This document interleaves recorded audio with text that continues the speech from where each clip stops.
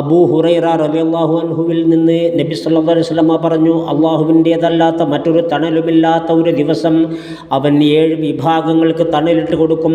നീതിമാനായ വിധികർത്താവ്, അള്ളാഹുവിനെ ഇബാദത്ത് ചെയ്തുകൊണ്ട് വളർന്ന യുവാവ്, ഹൃദയം പള്ളികളുമായി ബന്ധപ്പെട്ട വ്യക്തി, അള്ളാഹുവിൻ്റെ പ്രീതിക്ക് വേണ്ടി മാത്രം പരസ്പരം സ്നേഹിച്ച രണ്ടാളുകൾ. ഒരു സുന്ദരി വ്യഭിചാരത്തിലേക്ക് ക്ഷണിച്ചപ്പോൾ ഞാൻ അള്ളാഹുവിനെ ഭയപ്പെടുന്നുവെന്ന് പറഞ്ഞുകൊണ്ട് പിന്മാറിയ മനുഷ്യൻ, വലതുകൈ ചെലവഴിച്ചത് ഇടതുകൈ അറിയാതെ ധർമ്മം ചെയ്തവൻ, ഏകാന്തനായി അള്ളാഹുവിനെ ഓർത്തുകൊണ്ട് ഇരുനേത്രങ്ങളിൽ നിന്നും കണ്ണുനീർ ഒഴുക്കിയവൻ. മറ്റെന്തിനേക്കാളുമേറെ അള്ളാഹുവിൻ്റെ ദീനിന് പ്രാധാന്യം നൽകുന്നവരാകണം യുവാക്കൾ. അത്തരത്തിലുള്ള യുവാക്കൾക്ക് അള്ളാഹുവിൻ്റെ പ്രത്യേക സഹായം ഉണ്ടാകുമെന്നാണ് അൽ കഹ്ഫ് സംഭവം നമുക്ക് പഠിപ്പിച്ചു തരുന്നത്. അവരുടെ വാർത്ത യാഥാർത്ഥ്യത്തോടെ താങ്കൾക്ക് നാം വിശദീകരിച്ചു തരാം. തങ്ങളുടെ രക്ഷിതാവിൽ വിശ്വസിച്ച ഒരു കൂട്ടം ചെറുപ്പക്കാരായിരുന്നു അൽ കഹ്ഫിൻ്റെ അഹലുകാർ. അവർ സന്മാർഗത്തെ അവർക്ക് നാം വർദ്ധിപ്പിക്കുകയും ചെയ്തു. ഞങ്ങളുടെ രക്ഷിതാവ് ആകാശഭൂമികളുടെ രക്ഷിതാവാണ്, അവനോടല്ലാതെ ആരാധ്യനോടും ഞങ്ങൾ പ്രാർത്ഥിക്കുകയില്ല. അങ്ങനെ ചെയ്താൽ തീർച്ചയായും ഞങ്ങൾ അന്യായം പറഞ്ഞവരായിത്തീരും എന്നവർ ഉണർത്തെഴുന്നേറ്റ് പറഞ്ഞപ്പോൾ അവരുടെ ഹൃദയങ്ങൾക്ക് നാം കരുത്തേകി.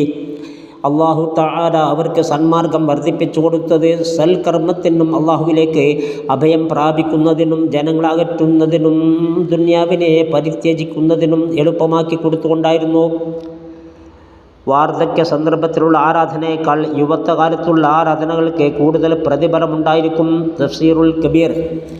അവർക്ക് സന്മാർഗം വർദ്ധിച്ചത് തഖ്വ വർദ്ധിച്ചത് കൊണ്ടോ അവരുടെ നായ അവരോട് സംസാരിച്ചത് കൊണ്ടോ അറേബ്യയിൽ ഒരു പ്രവാചകൻ വരികയും അള്ളാഹുവിൻ്റെ ദീൻ വിജയിക്കുകയും ചെയ്യുമെന്ന് മലക്ക് അവരെ സന്തോഷവാർത്ത അറിയിച്ചത് കൊണ്ടോ ആണ്. അവർ ഉണർന്നപ്പോൾ ദുനിയാവിലേക്കും അതിൽ അലങ്കാരങ്ങളിലേക്കും പിന്തിരിയാതിരിക്കാനും പരിപൂർണമായും അള്ളാഹുവിലേക്ക് മുന്നിടുവാനും അവരുടെ ഹൃദയങ്ങൾക്ക് നാം കരുത്തേകി. അതുകൊണ്ട് തന്നെ പുനരുജ്ജീവനത്തിന് ശേഷം അവർ ഭൗതിക ലോകത്തെ ജീവിതം തിരഞ്ഞെടുത്തില്ല, അള്ളാഹുവിൻ്റെ സമക്ഷത്തിലേക്ക് മടങ്ങാൻ അവർ താല്പര്യപ്പെട്ടു. അതുകൊണ്ട് യുവത്വത്തിൻ്റെ പ്രസരിപ്പിലും ഇബാദത്തിൻ്റെ പാതയിൽ ഉറച്ചു നിൽക്കാൻ യുവാക്കൾ തയ്യാറാവണം. നബി സല്ലല്ലാഹു അലൈഹി വസല്ലമ പറയുന്നു, അബൂ ഹുറൈറ റളിയല്ലാഹു അൻഹുവിൽ നിന്ന് റസൂൽ സല്ലല്ലാഹു അലൈഹി വസല്ലമ ആജ്ഞാപിച്ചു, വരാനിരിക്കുന്ന 7 കാര്യങ്ങൾക്ക് മുമ്പായി നിങ്ങൾ സൽക്കർമ്മങ്ങളിൽ ജാഗരൂകരാവുക.